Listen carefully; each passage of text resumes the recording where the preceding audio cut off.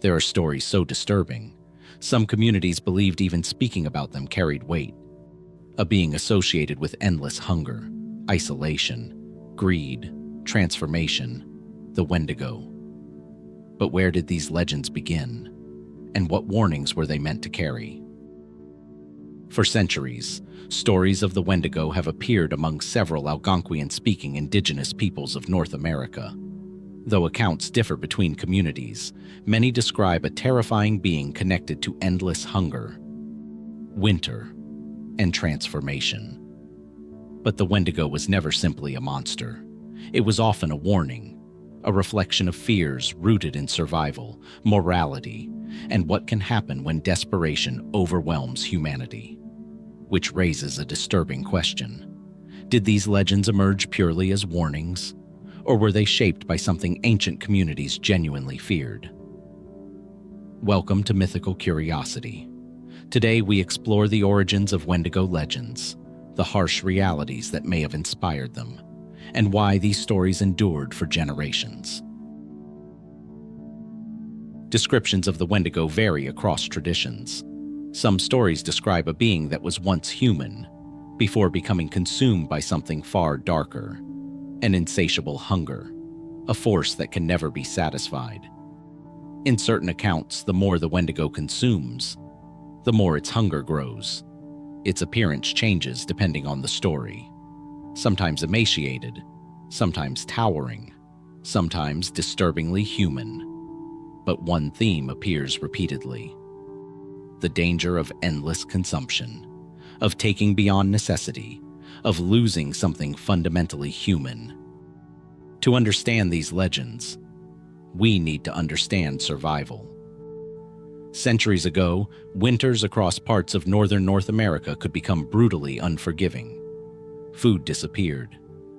Communities became isolated. Starvation was a real threat, and in extreme conditions, people sometimes faced unimaginable choices.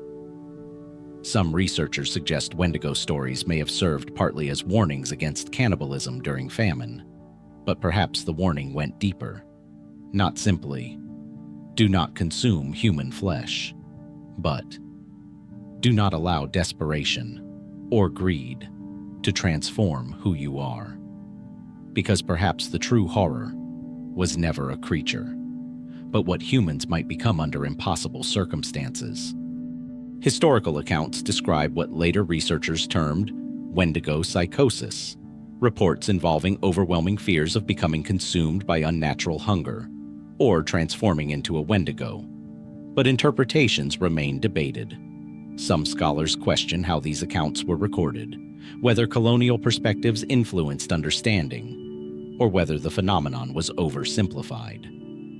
Today, there is no universal agreement on how these historical cases should be interpreted. But one thing remains clear: the fear itself was real.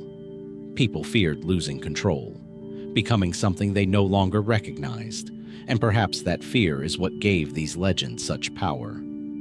The Wendigo survived because its meaning reaches beyond famine or winter. For many, it became a warning against unchecked greed, consumption without limit, taking more than needed, destroying communities through endless hunger. In that sense, the symbolism still feels familiar, because societies continue to struggle with greed, power, consumption, the desire for more.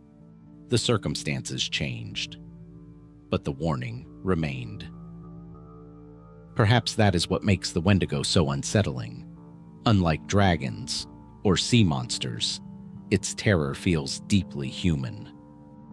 The legend asks an uncomfortable question: how far can desperation or greed push a person before they become something else entirely? And maybe that question has always been the true force hidden within the story. Accounts and interpretations of the Wendigo vary between traditions and communities. But what do you think these legends were ultimately warning against? This is Mythical Curiosity, and this is where the legends began.